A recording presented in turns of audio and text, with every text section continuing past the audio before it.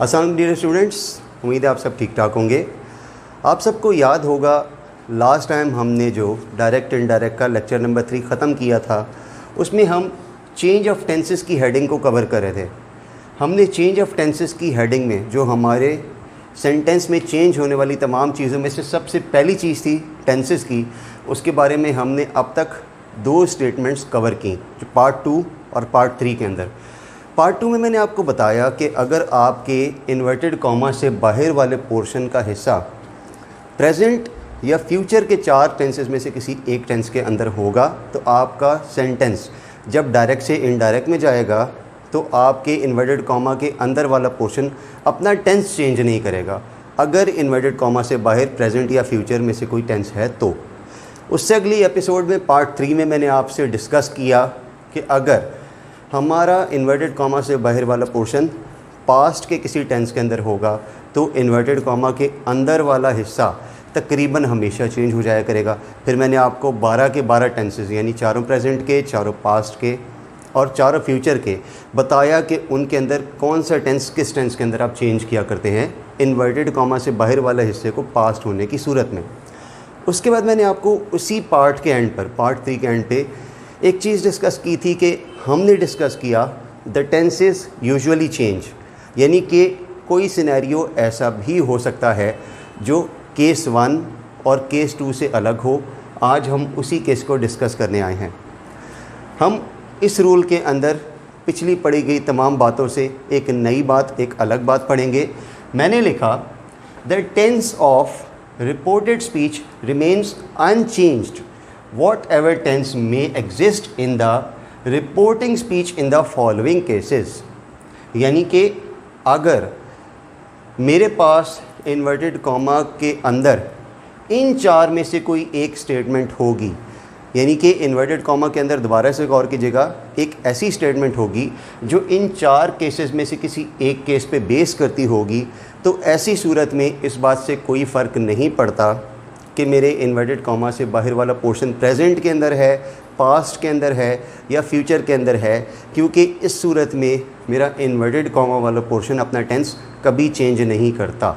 यानी यहाँ पर रूल ए और रूल बी दोनों ही ख़त्म हो गए। एक नया रूल आ गया कि टेंस कभी चेंज नहीं होता अगर आपके पास इन 4 पोर्शंस में से कोई एक पोर्शन होगा। इनमें सबसे पहली चीज़ है यूनिवर्सल ट्रुथ, यानी कि अगर मेरे पास इन्वर्टेड कॉमा के अंदर कोई ऐसी बात लिखी होगी जो कोई यूनिवर्सल ट्रुथ है, एक सच्चाई है जिसे कोई नहीं झुटला सकता, जिसे कभी डिनाई नहीं किया जा सकता। अगर ऐसी कोई बात होगी तो इस सूरत में इस बात से कोई फ़र्क नहीं पड़ता कि मेरे पास इन्वर्टेड कॉमा से बाहर कौन सा टेंस है, मैं अपने इन्वर्टेड कॉमा के अंदर वाले हिस्से का टेंस हर हाल में अनचेंज ही रखूँगा अगर यूनिवर्सल ट्रुथ है। दूसरा केस, अगर कोई हिस्टोरिकल फैक्ट मेरे सेंटेंस में आ रहा है, यानी ऐसा वाक़या जो माजी में, पास्ट में गुजर चुका है, हिस्ट्री का हिस्सा बन चुका है, अगर ऐसा कोई सेंटेंस मेरे इन्वर्टेड कॉमा के अंदर आएगा तो उस पोर्शन को भी मैं इनडायरेक्ट में चेंज नहीं करूँगा। तीसरा केस मैंने बताया प्रोवर्ब या सेइंग, यानी कि कोई कहावत या ज़रबुल मिसल, इस तरह की कोई भी स्टेटमेंट अगर तो मेरे सेंटेंस के अंदर इन्वर्टेड कॉमास के अंदर आएगी, उसका टेंस भी मैं इन्वर्टेड कॉमा के हिस्से का इनडायरेक्ट में जाने के बाद अनचेंज ही रखूँगा। और चौथा केस था अगर मेरे पास कोई इडियम, कोई मुहावरा है, तो ऐसी सूरत में भी अपना टेंस अनचेंज रखूँगा। अब आपको मैं इन 4 चीज़ों के बारे में, जिनके बारे में हमने अभी पढ़ा, इन 4 केसेस का एक एक सेंटेंस की एग्जांपल देकर समझाने की कोशिश करता हूँ कि जो बात मैं बोल रहा हूँ वो प्रैक्टिकली अप्लाई कैसी होगी। प्लीज़ गौर कीजिएगा जी स्टूडेंट्स। केस नंबर 1 जो अभी आपको मैंने लिख के बताया यूनिवर्सल ट्रुथ का, उसकी एग्जांपल देखें। सेंटेंस के अंदर मैंने लिखा ही सैड, उसके बाद इन्वर्टेड कॉमास के अंदर मैंने लिखा अल्लाह इज़ वन। इस सेंटेंस के अंदर अल्लाह इज़ वन, ये स्टेटमेंट पढ़ते ही आप जज कर लेते हैं कि यहाँ पर जो बात की जा रही है वो एक यूनिवर्सल ट्रुथ है।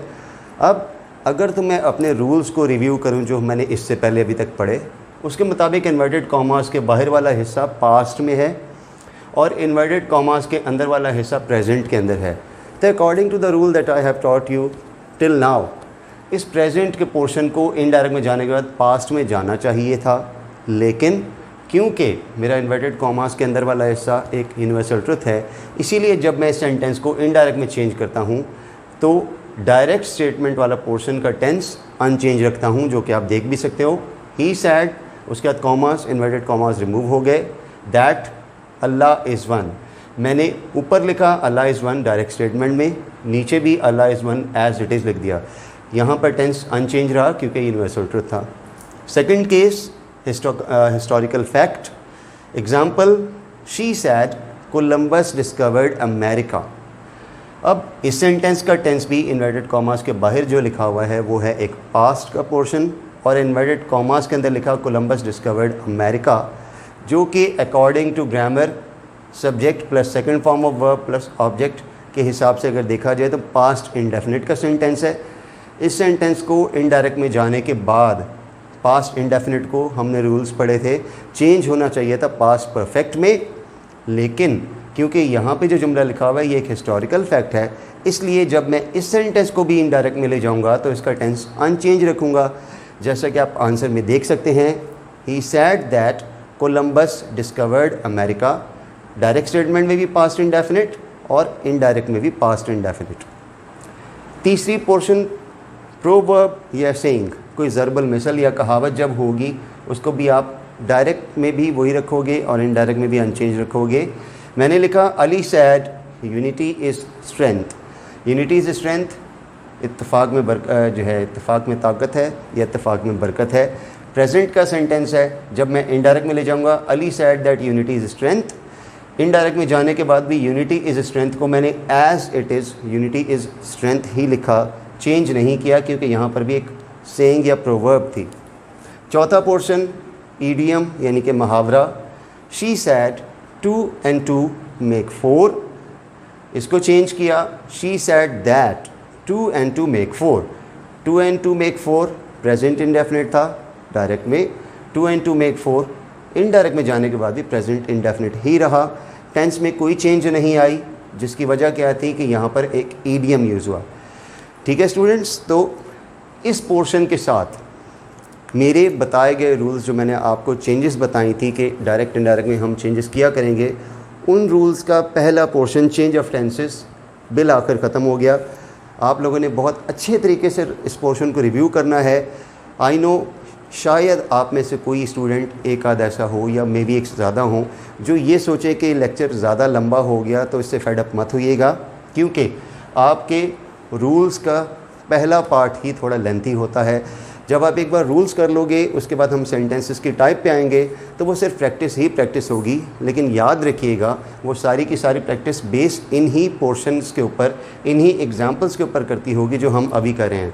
अगर आपको रूल्स पता होंगे, आपको सब बताई हुई बातें याद होंगी, तो ही आप प्रैक्टिस में सही सेंटेंसेस कर सकेंगे। ये था हमारा पहला पोर्शन चेंज ऑफ टेंसेस का। इंशाल्लाह लेक्चर नंबर 5 में जो डायरेक्ट इनडायरेक्ट का अगला पोर्शन होगा, इसमें मैं आपको पॉइंट नंबर 2 के बारे में बताना शुरू करूंगा जो हमने चेंजेस में किया था। अपना बहुत ख्याल रखिएगा। अल्लाह हाफ़िज़।